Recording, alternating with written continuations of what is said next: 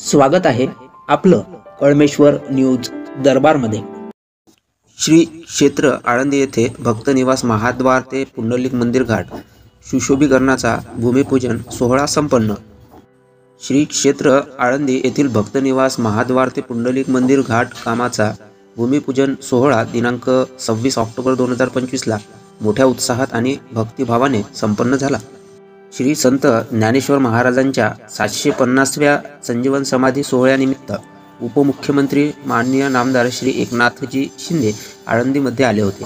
तेव्हा या मंदिराचा कलशारोहण सोहळ्याला उपस्थित राहण्याचे भाग्य मला लाभले होते आणि त्यानंतर आज पुन्हा विविध विकास कामांचा भूमिपूजन सोहळ्यानिमित्त इथे येण्याचे भाग्य मिळाले असल्याचे त्यांनी या प्रसंगी नमूद केले। आळंदीला मी आजवर 8 वेळा आलो आहे। इथे आल्यावर एकदम घरात असल्यासारखे वाटते।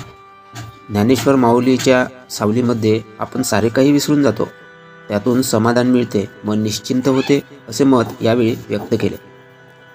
इथे भव्य भक्त निवास उभे राहत आहे। सुंदर पुंडलिक मंदिर घाट नव्याने बांधला जातो आहे। याचा फायदा येथे येणाऱ्या हजारो वारकरी बंधू भगिनींना नक्की होईल असा विश्वास या प्रसंगी व्यक्त केला।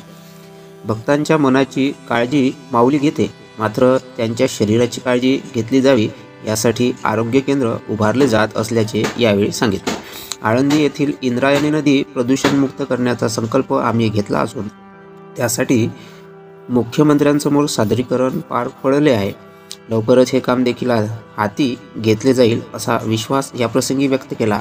तसेच वारी सुरू होण्याआधी या गावातील सर्व रस्त्यांची डागडुजी दुरुस्ती करता यावी यासाठी नगर विकास विभागाच्या वतीने 1 कोटी रुपयांचा निधी मंजूर केला असल्याचे यावेळी जाहीर केले।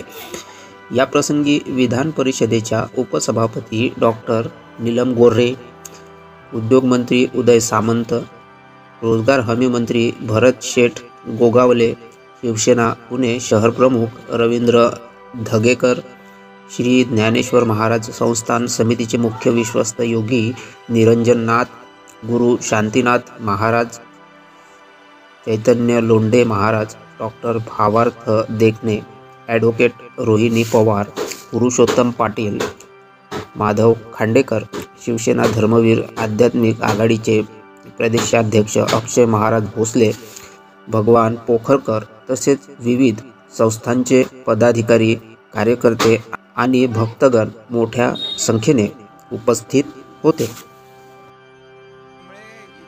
लाखो लोक आहेत।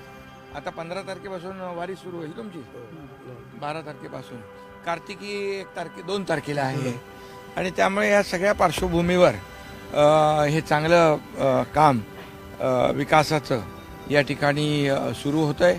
यापूर्वी देखील मी आळंदीला अनेक वेळा आलो। अगोदर आपण त्या महाद्वाराचं भूमिपूजन केलं, कलशारोहण झालं। त्यामुळे आळंदीमध्ये आल्यानंतर प्रत्येकाला एक मनाला एक समाधान आणि आपल्याला वाटतं आपल्या घरीच आलोय काय। आणि त्यामुळे असं माझं तर मी मुख्यमंत्री असताना देखील अनेक वेळा आलोय। आताही मी या ठिकाणी जेव्हा ही सगळी मंडळी बोलवतात त्यावेळेस मी येतो आणि आजचा मला आनंद आहे की आज भक्तनिवासाचं भूमिपूजन होते। चांगल्या एक दर्जाचं भक्तनिवास होईल, चांगला एक दर्जाचा घाट होईल आणि सर्व आपल्या वारकरी बांधवांना त्याची सोयी इंद्रायणी प्रदूषणावर देखील काम सुरू आहे आणि त्याचा फार मोठ्या प्रमाणावर आपण त्याला शासनाने गांभीर्याने घेतलंय।